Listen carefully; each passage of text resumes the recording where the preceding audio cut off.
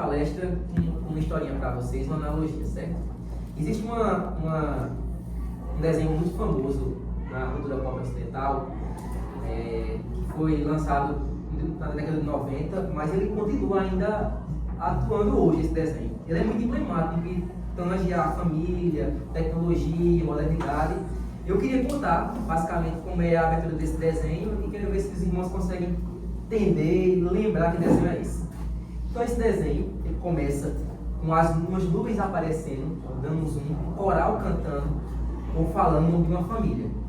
Nesse desenho, dá um zoom e vai para uma sala, onde está naquela sala um rapazinho escrevendo, um filho dessa família, escrevendo, ou alguém já adivinhou isso, escrevendo uma frase várias vezes na transgressão que ele praticou. Esse rapazinho é liberado, sai do seu skate da escola e troca a cena. Senão agora vai para o pai, que está numa usina, esse pai está trabalhando, é liberado do seu trabalho, de repente está mexendo com tenaz, um material ali radioativo que pega na camisa dele e ele sai. Esse material cai na rua, o menino desvia desse material, corta a cena, vamos para uma menina que está ali tocando saxofone. E aí essa menina toca demais, né? Ela se exibe muito e ela é expulsa pelo professor e vai embora com sua bicicleta, com os livros e com o seu instrumento musical. Troca a cena, a gente vai para uma mãe que está no supermercado com sua filhinha bebê fazendo compras, sai de carro em direção à sua casa. Corta a cena, todo mundo chegando em casa, ali numa correria maior do mundo, o filho bate no carro do pai com skate, a filha quase atropela o pai com a bicicleta, a mulher quase atropela o esposo com o seu carro, e eles entram e correm para se sentar no sofá e ficar de frente da TV. Começou a série. Essa série é Os Simpsons. Então, esse episódio emblemático, ou essa abertura emblemática, nos lembrou algo muito importante. Alguém sobre isso escreveu. Supostamente, espera-se que nós zombemos desse lar disfuncional, ou da futilidade da sua existência cotidiana. Um homem, uma mulher, um filho mau aluno, uma filha boa aluna, uma bebezinha, todos sofrendo uma lavagem cerebral, enquanto se reúnem, mais uma vez, diante do conforto dos seus espetáculos televisivos. Acontece que aqui estamos nós, assistindo a essa família, e faz uma pergunta ao autor: será que nós não somos, ou não somos nós, o que estamos sendo ridicularizados? Veja, observe essa cena, preste atenção no que a gente acabou de ver. Dadas as suas devidas proporções, ser uma ficção, ser um desenho, note como não há uma comunicação entre eles, mas há uma reunião em torno do espetáculo televisivo. As conversas e as interações típicas necessárias de um ser familiar não existem, estão em silêncio, mas elas dão lugar ao grito diante das programações televisivas. É diante desse cenário, amados irmãos, que nós encontramos aqui, que nós vemos como a cultura ocidental ela foi encharcada e inundada pela tecnologia, quando eu falo dos meios digitais e meios televisivos, por exemplo. Nós estamos diante de uma realidade aqui, gente, bastante comum em nossos dias. É fato que as tecnologias modernas, sobretudo os meios de comunicação digitais, são uma parte quase onipotente da nossa vida. Quem aqui consegue dizer que está isento 100% das redes sociais, da tecnologia moderna? Então, o pastor Augusto Nicodemos, em uma palestra sobre esse tema, disse certa vez que as redes sociais é a manifestação mais extraordinária da tecnologia.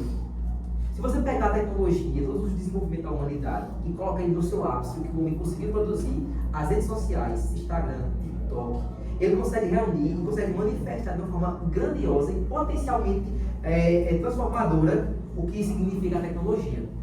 Por isso que eu quero embarcar nesse tema com os irmãos, mostrando sobre a importância de nós falarmos sobre isso. E talvez o conselho foi sábio em escolher esse tema para a UMP, para a UPA, pelo fato de que nós, adolescentes e jovens, somos os mais impactados, mesmo inconscientemente, mesmo sem querer. Nós somos os mais atingidos, os mais procurados, os mais capturados pelo que a rede social se propõe a fazer. Como é que nós sabemos disso? Porque basta a gente ver que a grande quantidade do público que ocupa esse local, que assiste isso, que consome essa tecnologia, são os públicos adolescentes, jovens e jovens adultos. Tá bom? Então a gente tem que falar um pouco sobre isso também e aplicar isso no contexto familiar.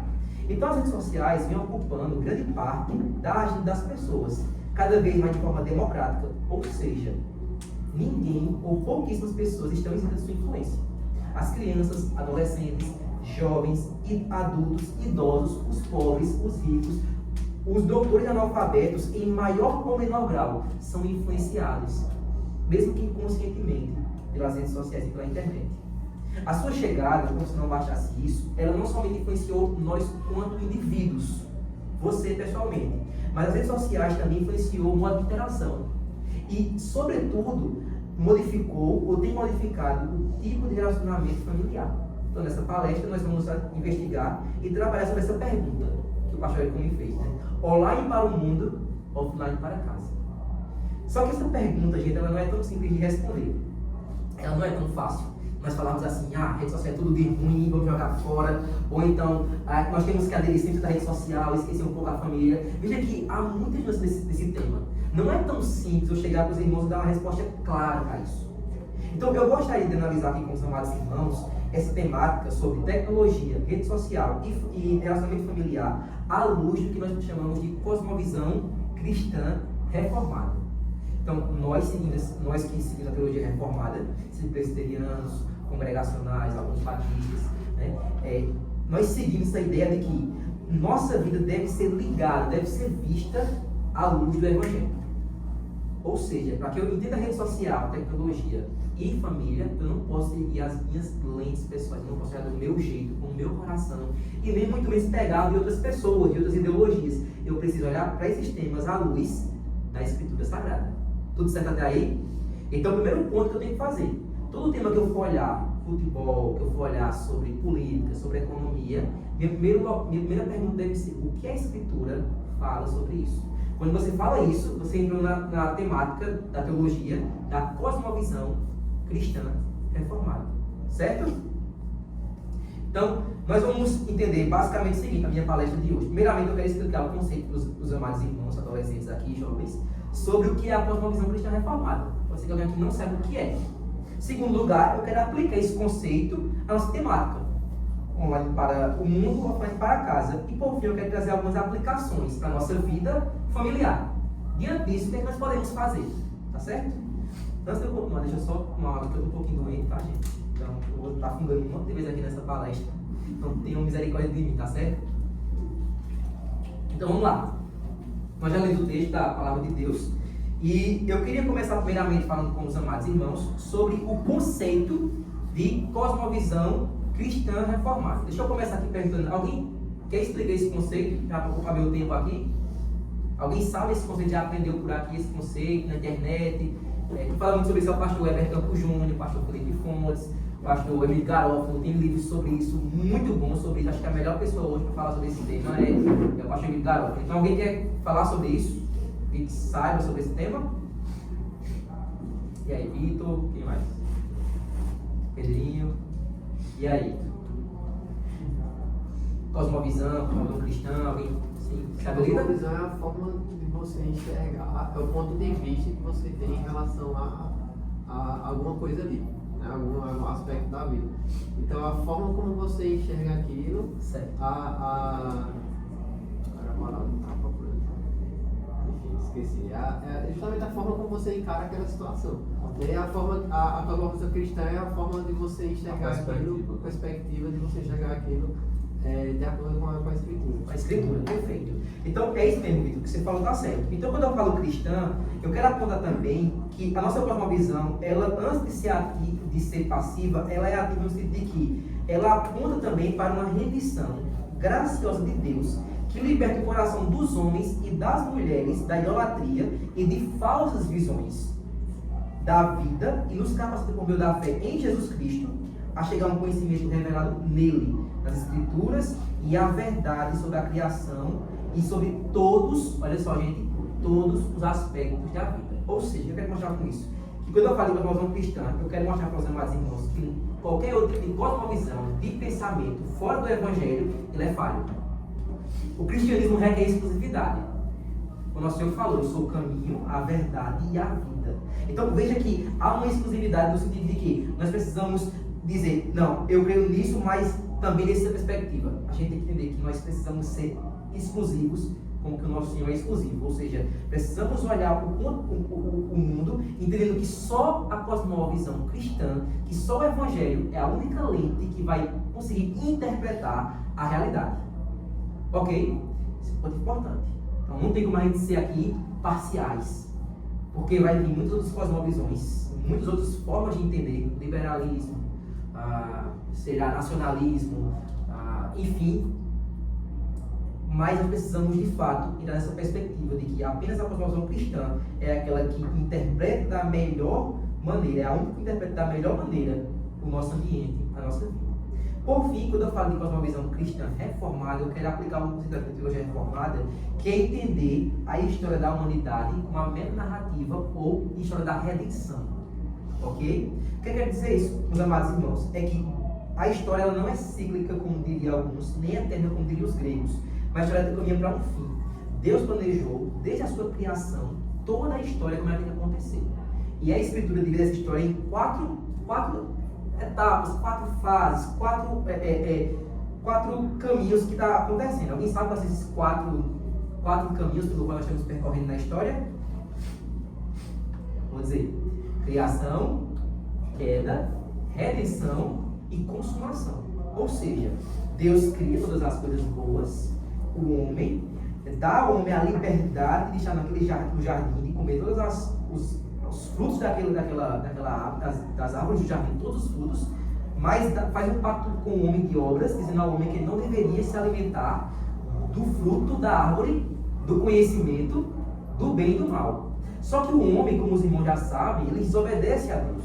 Ou seja, o homem cai no sentido de que ele agora errou contra Deus e ele não consegue cumprir o padrão que Deus estabelece para ele de bondade. Ou seja, o homem se revolta para com Deus e nós inauguramos o que nós chamamos de queda. Ou seja, o fato de o homem não conseguir corresponder às demandas pela qual Deus o criou para fazer. Então, ele consegue amar, mas ele não ama perfeitamente. Ele consegue ser bom, mas ele não consegue ser bom perfeitamente. Como é que nós vemos isso, gente? Liga a televisão, vai no jornal, que você vai ver um monte de catástrofe aí. Vamos aplicar isso na rede social e na família. Certo? Mas também esse Deus, vendo que o homem, em seu plano eterno, sabe, diante dessa queda, esse Deus, em um plano eterno, envia um Salvador para nos salvar, para cumprir esse plano. E esse Salvador é Jesus Cristo. E aí nós inauguramos o que nós chamamos de redenção. Ou seja, que Cristo veio ao mundo para salvar pecadores. E aí redimir eles dessa queda. Então, nós entendemos que tem a criação, a queda, a redenção e por fim, esse Jesus que veio nos salvar, que veio nos perdoar, disse que vai voltar e voltará. E quando ele voltar, ele disse que vai consumar todas as coisas. Então haverá a consumação de tudo, ou seja, o pecado será finalmente extirpado da nossa existência, os ímpios serão julgados, juntamente com os demônios, e Cristo reinará para sempre em um reino de paz, alegria, justiça. Certo? Então, quando nós entendemos essa meta-narrativa, nós entendemos também que todas as áreas da vida devem ser encaradas nessa perspectiva: criação, queda, redenção e consumação. Então nós analisamos, nós observamos a realidade nessa perspectiva. Até aí alguma dúvida? Ou não? Então esse é o meu primeiro ponto, certo? Então se você for olhar, vamos usar aos irmãos: cultura, arte, relacionamento, esporte, economia, política, a parte da escritura sagrada, logo nós estamos vendo a partir de uma cosmovisão cristã reformada. Eu vou dar a você um exemplo que eu vi o pastor Felipe Fontes, que é pastor presbiteriano lá da igreja de Santo Amaro, São Paulo, onde ele estava no podcast, e aí um rapaz falou assim para ele: pastor Felipe, eu estava falando com meu filho para ele começar a contemplar a criação na perspectiva criacionista de Deus.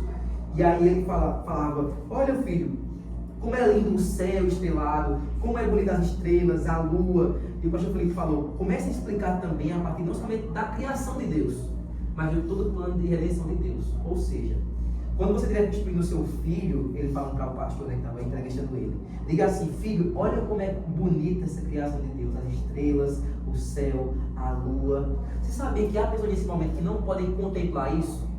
Por exemplo, o pastor Felipe, ele mora num local que tem muitos prédios, tem muito ar, tem muita poluição, e isso impede dele ver o céu, dele ver as estrelas tão belas como você está vendo aqui agora. Mas haverá um dia de que não existirá mais essa poluição, não existirá mais maldade, não existirá mais caos, e todos nós, a partir da obra de Cristo, do Evangelho de Jesus, contemplaremos o céu como ele realmente é. E aí você começa a entender o que é essa metanarrativa.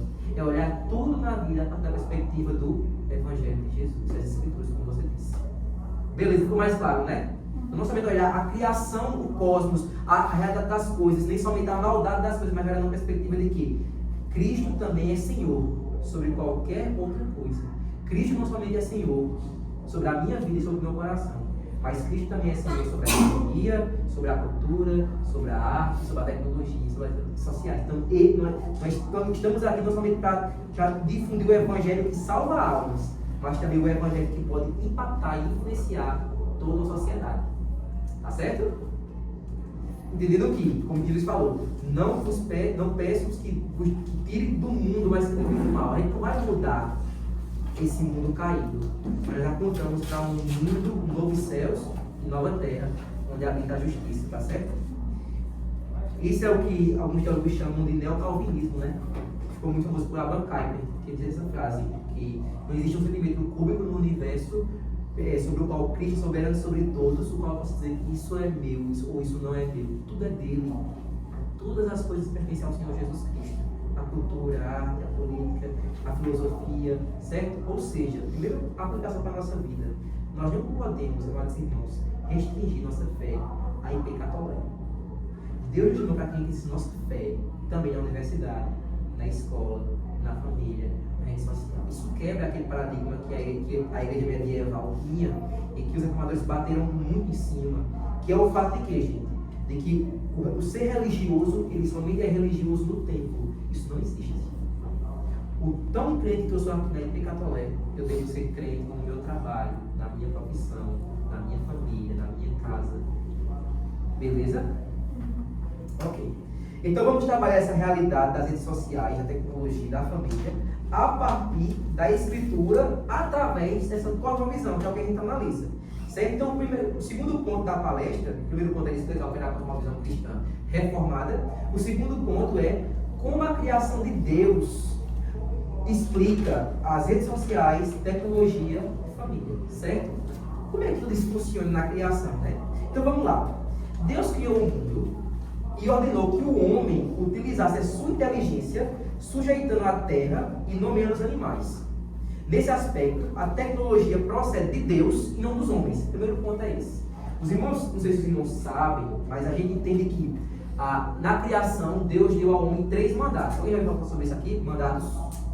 Mandato cultural, social e espiritual. Concorda comigo? Então, o que é o mandato cultural, gente?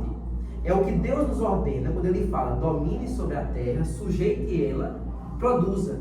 Ou seja, Deus não somente deu ao homem a inteligência, a criação, mas pediu para o homem administrasse a criação dele. E isso nós chamamos de mandato cultural. Um exemplo clássico e bem simples em relação a isso, né? Como é que eu posso perceber o que é criação e cultura, né? Criação provém de Deus, cultura provém de Deus por intermédio do homem, certo? Então vamos lá. Criação: uma tomate é uma criação, uma pizza é cultura. Então tudo que o homem produz é cultura, é o cultivo do que Deus mandou ele fazer. Então Deus deu ao homem inteligência e tecnologia como meio de criação, ok? Então a primeira coisa que eu tenho que saber aqui com os meus irmãos é que a tecnologia ela provém de Deus e não do homem. Então eu me relaciono com a tecnologia não por causa de mim mesmo, mas porque Deus a criou e Deus entregou para nós, para que nós possamos usar dela da melhor maneira, que sirva a nós mesmos, nosso bem, que sirva ao próximo e que sirva para a glória de Deus. Ok? Beleza. Então o pastor Augusto Nicodemos, falando sobre isso, fala assim: a tecnologia é um instrumento pelo qual o ser humano cumpre a missão dada por Deus no jardim, de que ele deveria conhecer a terra, dominar e fazer proveito e uso dela. A tecnologia é a maneira pela qual o homem conquista o mundo, domina o mundo e usa para o seu proveito, para o proveito do próximo e para a glória de Deus. Logo, gente, não podemos demonizar a tecnologia, né, rede social, como se elas fossem um mal em si mesmas.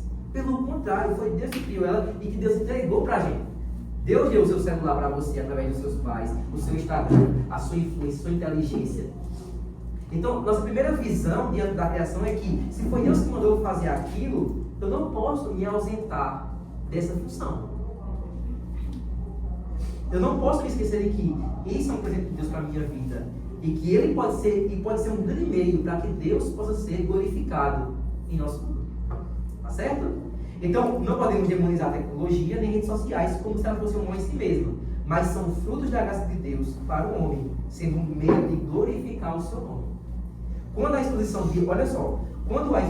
de quem é Deus, seus atributos e suas obras, de relacionamentos construídos, de laços estreitados, de beleza, sendo expostos em redes sociais, o nome de Deus é glorificado.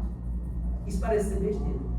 Mas por que isso é importante? Porque nós vamos ver que isso não está acontecendo sempre na rede social. Não, que eu vejo na televisão, por exemplo, beleza, bondade, justiça. Nós vemos o quê? Quase não sai. Nós vemos o que na televisão, gente? Destruição, injustiça, corrupção. Não foi o que Deus criou. Isso não provém do coração de Deus, da pessoa de Deus. Provém de quê? Aí a cosmovisão explica pra gente. Lembra que temos a criação, queda, depois da criação. Mas vamos ainda, antes de olhar a queda, vamos ver também que Deus não somente nos entregou a inteligência, mas Deus também nos entregou a família. Deus criou a família e nos entregou, como o pastor Paulo falou agora, para que nós administrássemos ela. Então já a família também é uma criação de Deus. E olha só, não é constituição humana, como querem dizer alguns. A família é uma construção do capitalismo, a família é uma constituição social. Não. Quem constituiu a família foi Deus. Deus é o autor da família. É Deus que ordenou o homem, deixará o homem, seu pai e sua mãe, noviciar a sua mulher, e tornarão os dois uma só carne. Então, nós precisamos entender que a família não provém da sociedade, mas a sociedade provém da família. Antes de haver sociedade, existe família. Ok? Assim como a célula é a unidade funcional de um corpo, a família é a unidade funcional da sociedade.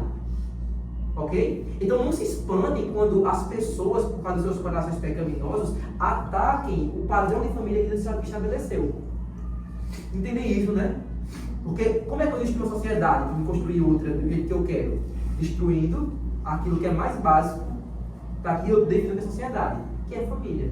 E é por isso que a gente entende como tem tantas pessoas ou tantas ideias que elas querem destruir o conceito de Deus em relação à família. Porque se eu destruir a família, eu destruo a sociedade. E se eu destruir a sociedade, eu reconstruo outra do jeito que eu quero. E é isso que o homem quer. Da queda, né? Por falar em queda, nós estamos aqui falando da queda do homem. E essa queda não somente atingiu o coração do homem, mas atingiu toda a criação de Deus. Por causa do nosso pecado, a criação foi atingida pela queda, pelo pecado. Então veja que o mundo não está tão bem assim como foi criado.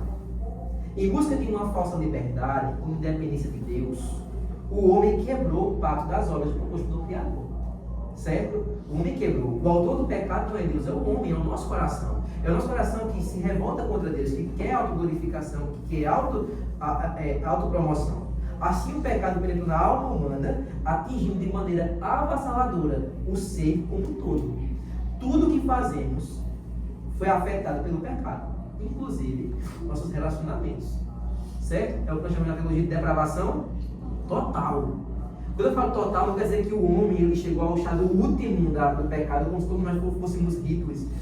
Mas nós temos um potencial de ser pior do que Hitler. Então, que matou milhões de pessoas. Então veja, mas quando eu falo de depravação total, nós queremos dizer o seguinte, que todas as áreas foram manchadas pelo pecado. Tudo que você olhar, infelizmente, devido à desobediência dos nossos pais e à nossa desobediência, tudo que nós vemos, tudo que nós observamos, foi afetado por esse pecado. E é por isso que nós ficamos tristes, ficamos mal, porque nós somos criados para glorificar a Deus e alegrar-se dele para sempre. Mas o pecado desvia isso e tira isso. Primeiro, nós não conseguimos glorificar a Deus, e como diria John Piper, o pecado faz nossa alma não ser satisfeita em Deus. Esse é o problema dessa humanidade.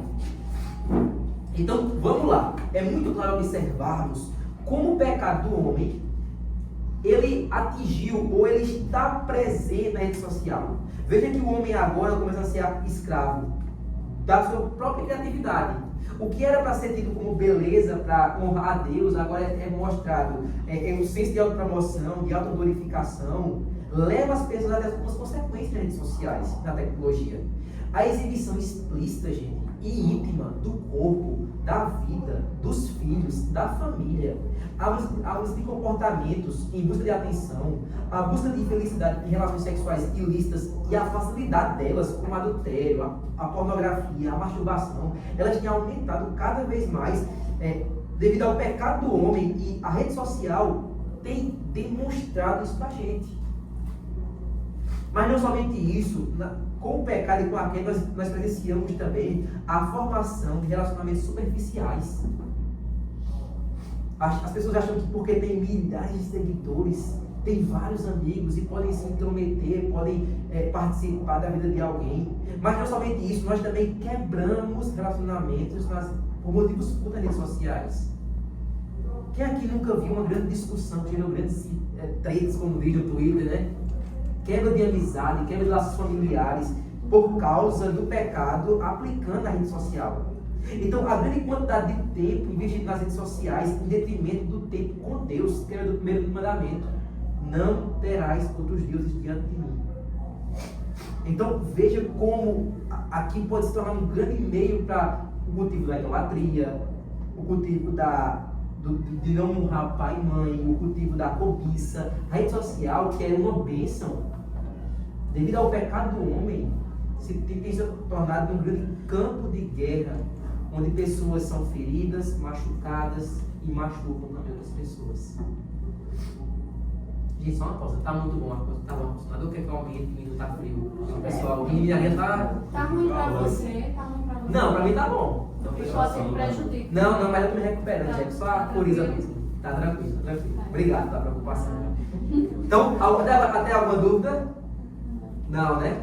Tá bom, vamos lá. Então, são reflexos da queda e do coração corrompido do homem, tá, gente? Então, vamos lá.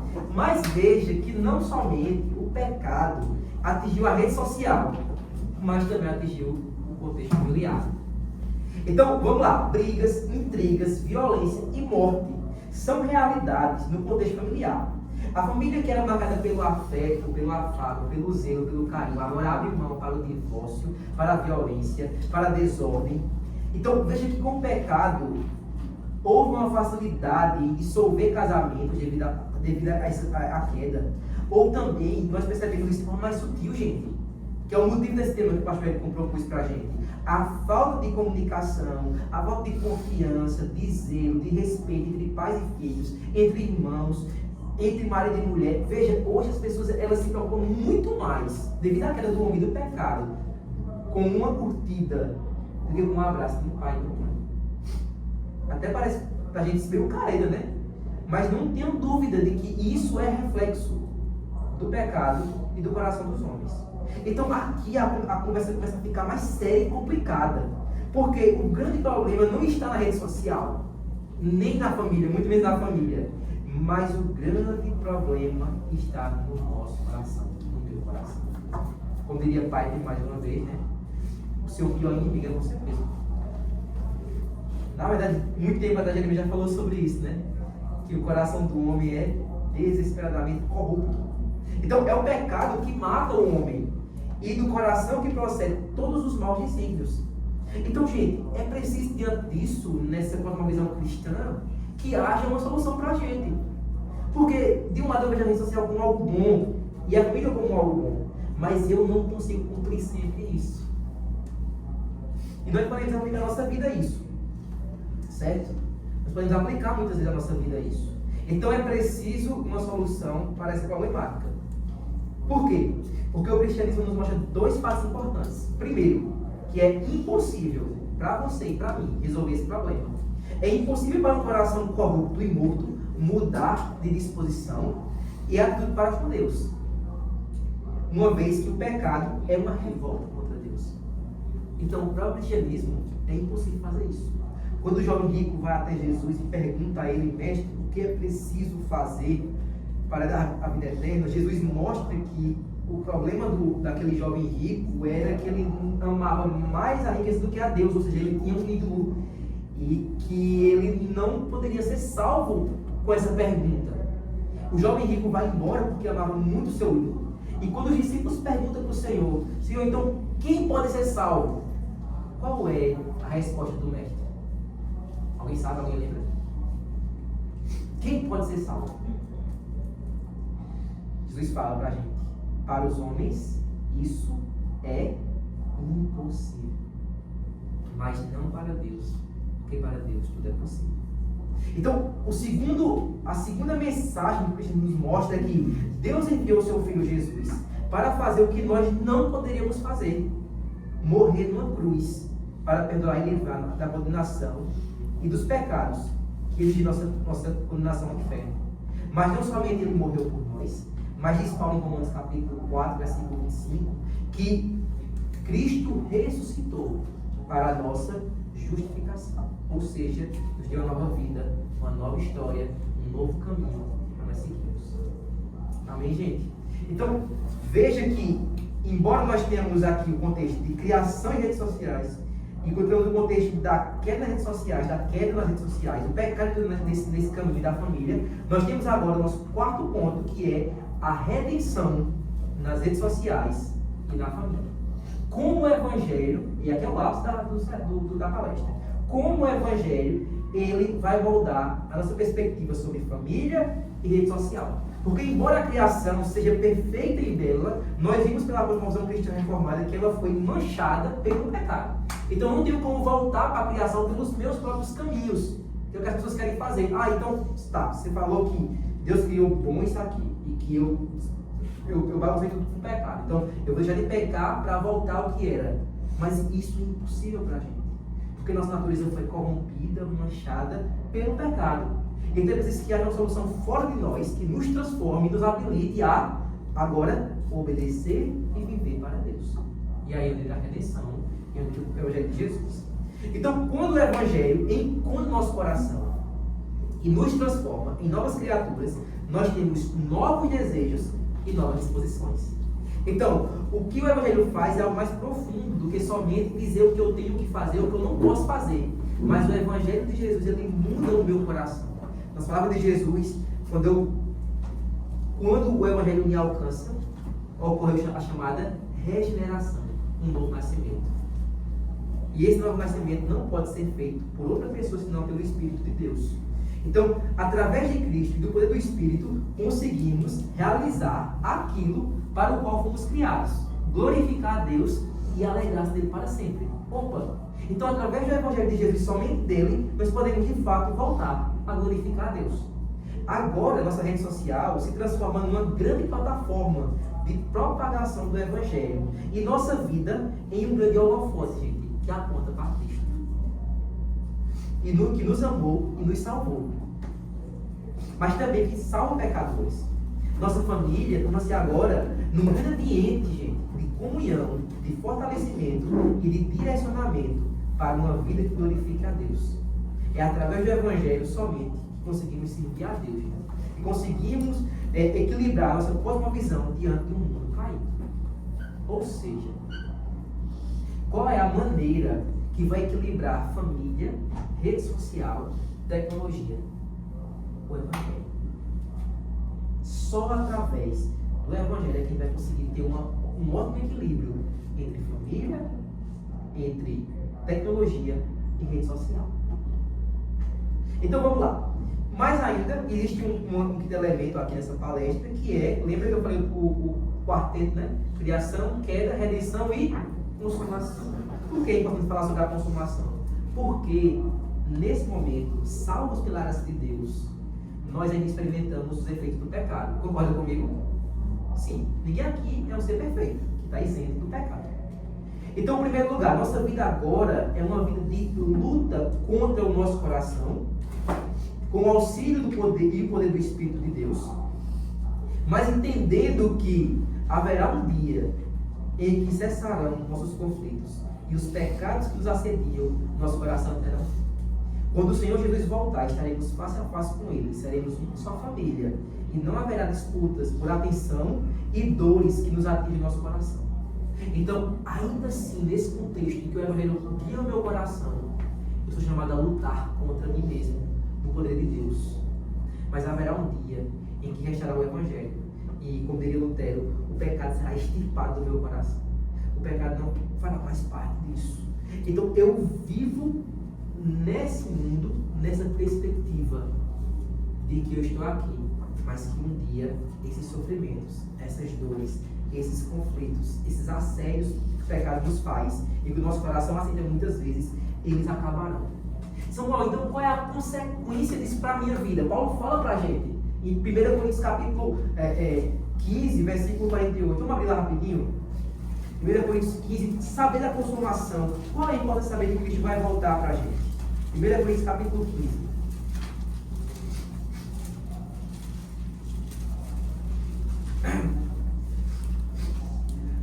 Versículo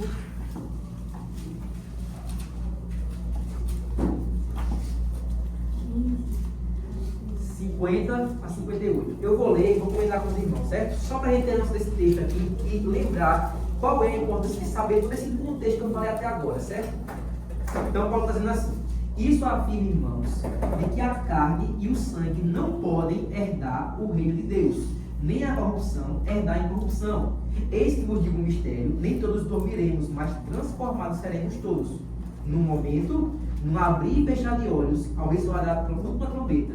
A trombeta soará e os mortos ressuscitarão incorruptíveis, e nós seremos transformados. Porque é necessário que este corpo corruptível se revista da incorruptibilidade e que o corpo mortal se revista da imortalidade. E quando esse corpo corruptível se revestir da incorruptibilidade e o que é mortal se revestir da imortalidade, então se cumprirá a palavra que está escrita: tragada foi a morte pela vitória. Onde está, ó morte, a tua vitória? Onde está, ó morte, o teu aguilhão? O aguilhão da morte é o pecado, e a força do pecado é a lei. Graças a Deus que nos dá a vitória por intermédio do nosso Senhor Jesus Cristo. Aí vai ser 58. Portanto, vamos ler todo mundo junto? Portanto, meus amados irmãos, sejam firmes e inabaláveis e sempre abundantes na obra do Senhor, sabendo que no Senhor o vosso trabalho não é ruim. Vocês conseguem perceber que Paulo está falando para a gente o seguinte: você tem que permanecer firme trabalhando, continuar servindo, continuar aqui para a IP Católica, continuar amando as pessoas, continuar pregando o Evangelho. Por quê? Porque Cristo vai voltar e você será transformado. Então a consumação da nossa vida certa é o que nos garante, é o que nos dá força, é o que nos habilita a continuar servindo. Claro, gente, porque se Cristo não volta, para quem vai crer em Jesus? Se a gente não vai estar com Ele pertinho, para sempre com Ele, que é o amar de nossas almas, para que nós estamos aqui hoje? Então é porque Ele vem sem demora, Ele vem, é certo que Ele vem, que nós seremos transformados. Esse é o motivo que Paulo fala aqui, portanto, ou seja, logo, seja firme, inabaláveis e sempre abundando na obra do Senhor. Então, beleza, vimos tudo isso. Agora vamos aplicar para a nossa rede social, certo? Para a nossa vida, para o nosso Instagram, TikTok, Facebook, televisão, programa, Netflix, tudo aqui os irmãos gostarem, certo? Então vamos lá. Para isso, vamos abrir lá em Romanos 12, para a gente terminar. A gente leu, né? Romanos 12, 1 e 2. E eu queria pegar aqui 5 princípios dos quais Paulo fala para a gente aqui nessa carta, para a gente encerrar, certo? Então vamos lá. Nós vimos que Paulo fala: rogo-vos, pois, irmãos, pela misericórdia de Deus, que apresenteis o vosso corpo por sacrifício santo, vivo e agradável a Deus, que é o vosso culto racional, e não vos conformeis com esse século, mas transformai-vos pela renovação da vossa mente, para que experimenteis qual seja a boa, agradável e também a vontade de Deus. Então vamos lá. O primeiro princípio aqui, amados irmãos, de aplicação é que, veja que Paulo fala: rogo-vos, pois. Por que Paulo fala esse portanto aqui, esse pois? Porque Paulo entende que só é possível viver a vontade de Deus se eu entender o que ele falou antes desse texto. Gente, o que ele falou nesse texto? O pastor Everton Campos fala que todos os capítulos 1 a 11 está nesse contexto de Paulo. Ou seja, eu só consigo viver a vontade de Deus para a minha vida se eu entender bem o Evangelho de Jesus. Porque Paulo vem falando sobre o Evangelho de Jesus e fala: agora, diante do Evangelho, apresente o vosso corpo a Deus. Ok? Então, nunca posso esquecer disso. O mesmo Evangelho que me salva é o Evangelho que me santifica. que me habilita a servir a Deus e amar as pessoas. Então, eu nunca posso tentar amar as pessoas, servir a Deus, servir em qualquer que seja o local, sem ter a grande lente de que eu sou o que sou, como diz Paulo, por causa do Evangelho, por causa da graça de Deus. Segundo lugar, Paulo fala que nós temos que apresentar a Deus o nosso corpo por sacrifício vivo. Ou seja, a nossa vida, a vida de um cristão, é uma vida que tem propósito. Você consegue perceber isso no texto? Paulo não fala que vocês devam deixar se apresentar, mas aqui a ideia de atividade. Você tem que apresentar o seu corpo. Não existe cristão 007 e não existe cristão Maria vai com as outras. Tá certo? Você tem que influenciar, você tem que ir, você foi chamado. O chamado não é somente para os oficiais, para o conselho, é para você que está aqui nessa sala hoje. Você foi chamado. Não sei a maioria de vocês aqui é o seu nome, mas você foi chamado por Deus. Paulo chama aqui, apresente o seu corpo. Não é o corpo de outra pessoa, é o seu corpo. Certo? Tudo certo? Tudo certo. Tem alguém bagunçando? Rapaz, tá um barulho daqui, viu? Um barulho daqui gigante. Timóteo, tá bem? Tá bem, Ele é tá o bem. principal, viu? É hoje mesmo. É pra acabar já, né? Vamos acabar. Não, tranquilo. Tranquilo? Só pra saber se tá tudo em ordem. Mas não é, não, né? Pode? Brincadeira, gente. Vamos lá? 2 horas. Estamos acabando já, tá? Então vamos lá. Terceiro princípio é que você não deve se conformar com esse mundo. Ou seja, a nossa agenda, de fato, não pode ser a agenda que esse mundo promove. Certo? Desse século. Qual a agenda desse século, gente? É o que é certo, é errado. O que é errado é certo. Não existe padrão, não existe verdade. Nós temos uma agenda certa, fixa. Nós temos valores e princípios inegociáveis. Tá certo? Família, vida, liberdade. Nós não podemos abrir mão disso, ainda que nossa cabeça seja arrancada. Tá certo? Não podemos abrir mão desses princípios, tá bom? Da palavra de Deus. Quarto lugar, precisamos transformar. Veja o que Paulo fala aqui. Transformai-vos pela renovação da nossa mente. Ou seja, não basta somente eu rejeitar a agenda do século, mas eu preciso, conscientemente, todos os dias, abraçar a agenda de Deus. É uma luta, é uma guerra contra o pecado, porque eu não quero amar o próximo como Deus mandou eu amar o próximo. Certo? Eu não quero, ou melhor, eu quero matar alguém por raiva muitas vezes, mas a palavra de Deus fala, não mate ninguém.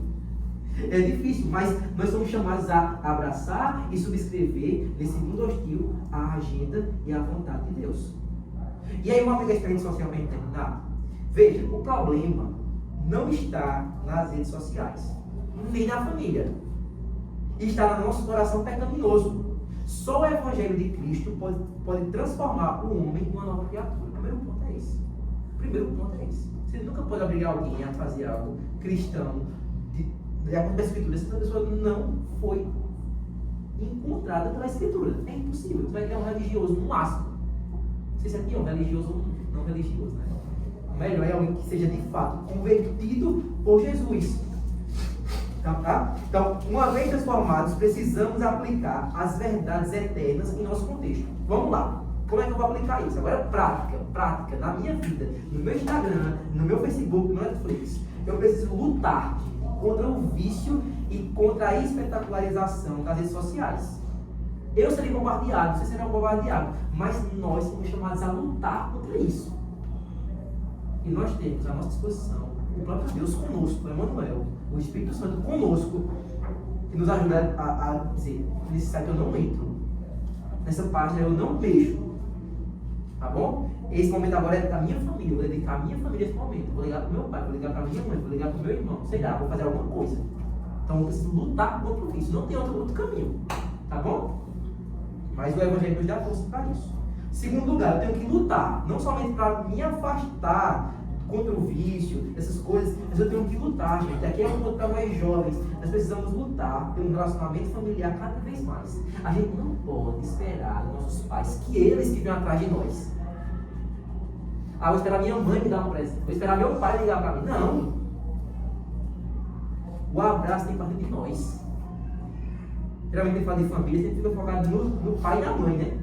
Mas tem que começar no meu coração, em mim, porque eu sou filho.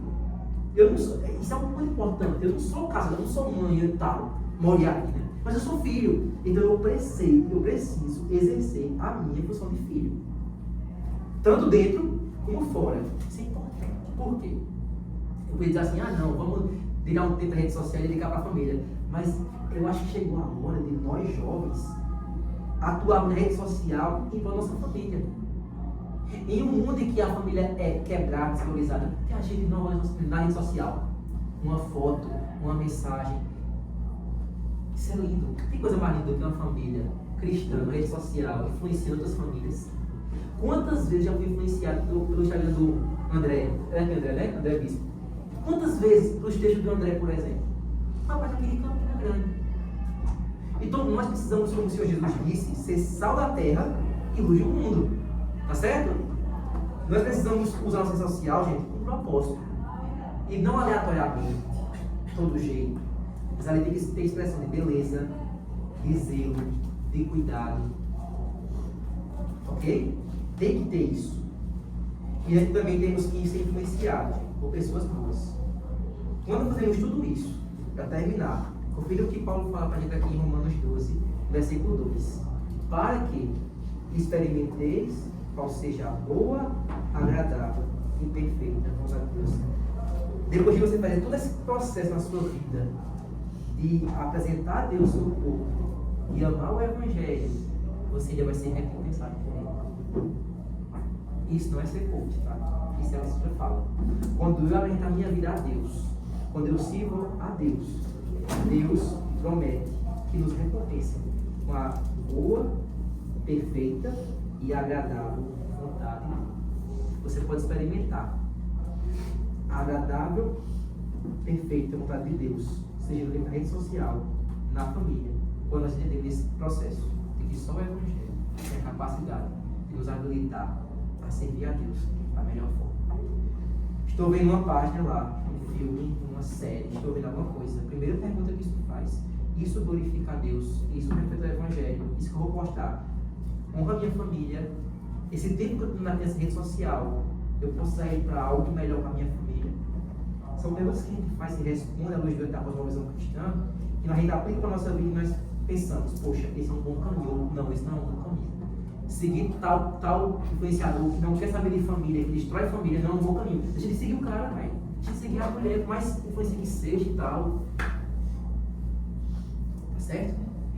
Então, que nossa rede social, gente, seja um grande pauta a gente divulgar o Evangelho. E esse Evangelho que é manifestado também, sobretudo, no ambiente familiar. A gente seja influenciadores, porque nós somos influenciadores. Você é influenciador, querendo ou não, pessoas estão observando você. E aí, começar a influenciar nas pessoas. Tá bom? Isso é um questionamento pra gente. Tá bom? Então, esse é a proposta do tema. Eu queria abrir para as dúvidas, para os questionamentos, para a contribuição. Vamos lá, a gente tem 3 minutos, né, Timóteo? Tem 2 minutos ou 3 minutos aí? Em tese era, mas eu acho que lá se estendeu mais um pouco e a gente tem mais. Vocês que sabem, tá? Vamos contribuir, vamos participar? E aí, tudo certo? Alguma dúvida? Silas, Pedro, tudo certo aí? Duda, Vitor, todo mundo aí, que é os seus nomes aí, Timóteo, tudo certo? Alguma dúvida? Karen, lá atrás, tudo certinho? E aí, vamos lá, vamos contribuir. E aí, gente? Eu fiquei pensando enquanto falava, refletindo sobre. Eu me lembro muito de uma página, né? Voltada para Tenho. pregação.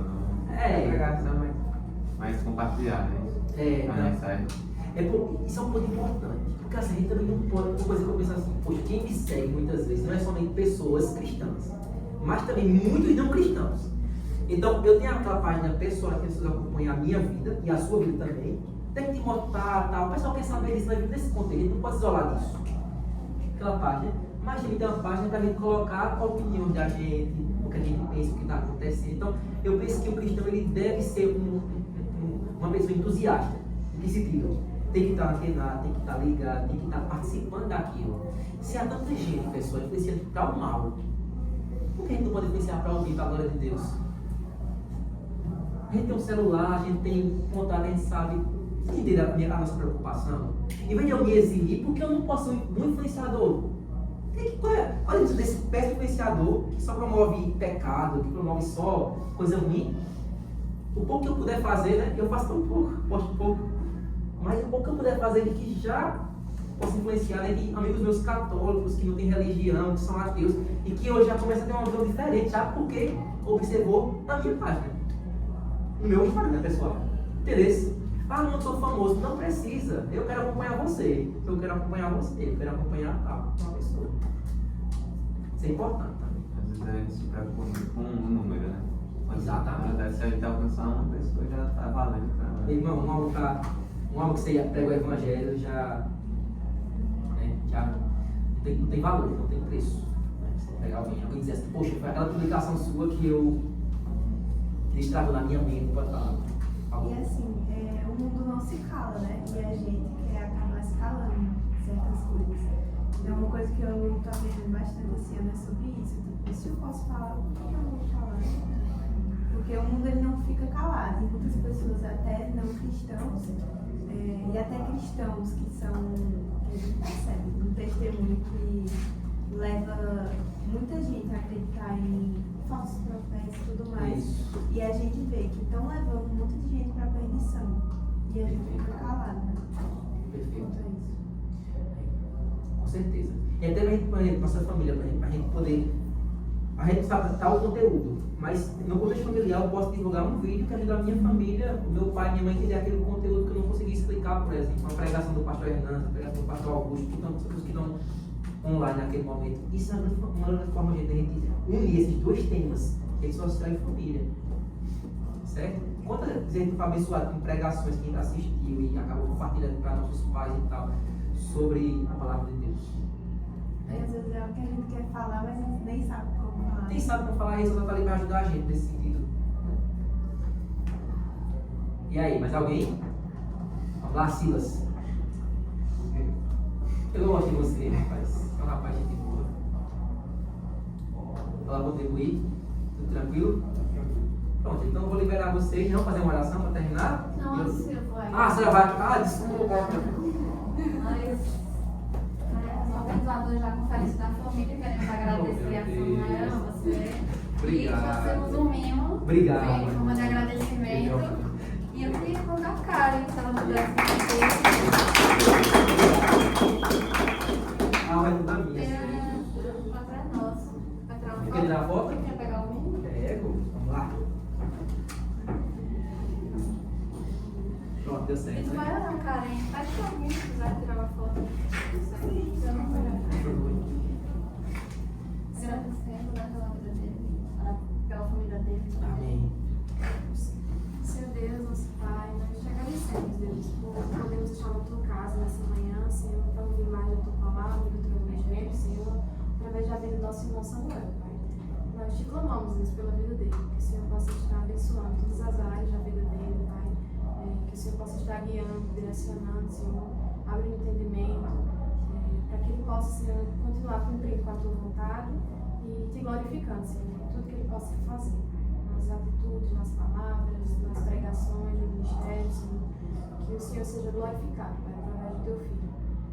Abençoa também a todos nós que ouvimos, Pai, da tua palavra nesta manhã, que a tua palavra, Senhor, possa entrar no nosso coração e trazer mudança, Senhor, trazer transformação, para que possamos amar, Senhor, as nossas famílias e que possamos usar as redes sociais, Pai, da maneira correta, da maneira que te agrada, Senhor, sempre priorizando, Senhor, o que o Senhor prioriza, amando o que o Senhor ama, Pai, odiando o que o Senhor odeia. Que o Senhor nos ajude, Senhor, nessa caminhada aqui na terra e que possamos te amar e te glorificar, Senhor, com nossas vidas. No nome de Jesus que te oramos, amém. Amém. Gente, obrigado pelo tempo de vocês aqui, por abençoar essa igreja, para vir aí, por me servir. O que precisar, a gente está à disposição. Tá bom? Se vê por aí. Estão liberados, né? Não sei, por exemplo. Fica aqui, vai ser uma hora, fica lá.